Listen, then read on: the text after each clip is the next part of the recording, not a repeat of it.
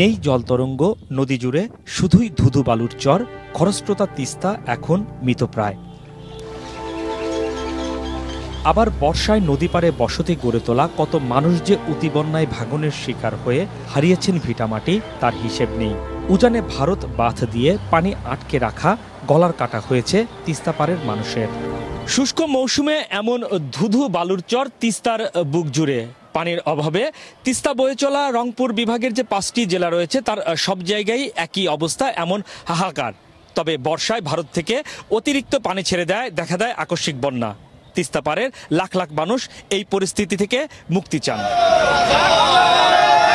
তিস্তা বাঁচাতে মহাপরিকল্পনা বাস্তবায়নের পাশাপাশি ভারত থেকে পানির ন্যায্য হিস্সা আদায়ে তিস্তা নদীর গতিপথের লালমনিরহাট, কুড়িগ্রাম, নীলফামারী, রংপুর ও গাইবান্ধা জেলার 11টি পয়েন্টে একযোগে 48 ঘন্টার অবস্থান কর্মসূচি শুরু করেছে তিস্তা নদী রক্ষা আন্দোলন কমিটি।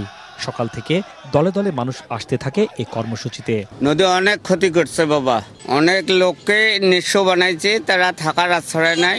পানি ছাড়িয়ে দিলে তো আবার নষ্ট হয়ে যায়, আবার মনে করো যখন পানির দরকার তখন পানি নেই। বন্যার সময় তো ভাঙিয়ে সব নিয়ে যায়, আবার এরকম দিন পানি নাই।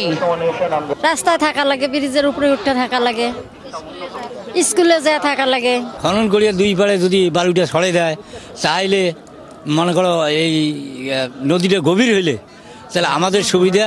মাথায় আছে খেতা বালিশ কম্বল, এখানে তিস্তাতে থাকবো, সমাবেশ হবে। 48 ঘন্টা ব্যাপী যে এই তিস্তা জাগো বাহে তিস্তা বাস এই প্রকল্পর বাস্তবায়নের লক্ষ্যেই আমরা আসলে মূলত এখানে এসে তাদের সাথে একাত্মতাবাদ ঘোষণা করতেছি। লক্ষ লক্ষ মানুষ এই দীর্ঘদিনের দাবির জন্য এই তিস্তা পাড়ে আসছে। পানির ন্যায্য হিস্সা নিয়ে প্রতিবেশী রাষ্ট্রের অন্যায্য আচরণ এ আন্দোলনের মাধ্যমে বিশ্ববাসীকে জানিয়ে দেয়া হবে বলে জানান আয়োজকরা। 15 বছরে বাংলাদেশ থেকে বেঁচে দিছে, তিস্তার এক ফোঁটা পানি আনতে পারে নাই। একদিকে পানি দেয় না, অন্যদিকে আবার আমাদের যে শত্রু তাকে দিল্লিতে খুব রাজার হালে বসায় রাখছে। বাংলাদেশের মানুষের সঙ্গে বন্ধুত্ব করতে চান, তারা আগে তিস্তার পানি দেন, সীমান্তে গুলি করে হত্যা বন্ধ করেন, আর আমাদের সঙ্গে বড় দাদা মতন যে আচরণ সেটা বন্ধ করেন।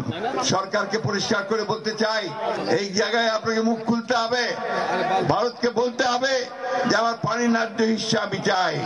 ছিন্নমূল মানুষ বাড়িঘর হারিয়ে দেশান্তরিত হয়েছে, কে কোথায় চলে গেছে আমরা কিছুই জানি না।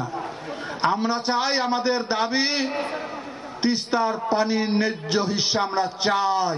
সমতা, ন্যায্যতা, সমঅংশীদারিত্বের ভিত্তিতে আমরা ভারতের সাথে আমাদের যাবতীয় দ্বিপাক্ষিক সমস্যার সমাধান করতে চাই।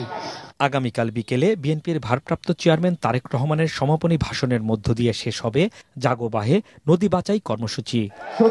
জাগো বাহে তিস্তা বাঁচাই এই কর্মসূচিতে অংশ নিয়েছেন তিস্তা পাড়ের হাজারো মানুষ। নদীর দ্বারা ক্ষতিগ্রস্ত এই মানুষেরা বলছেন যে তারা পানির ন্যায্য হিস্সা চান। আজকে যারা কর্মসূচিতে এসেছেন তারা কালকে বিকেল নাগাদ চলে যাবেন। বিএনপির ভারপ্রাপ্ত চেয়ারম্যান তারেক রহমানের সমাপনী বক্তব্যের মধ্য দিয়ে শেষ হবে এই কর্মসূচি।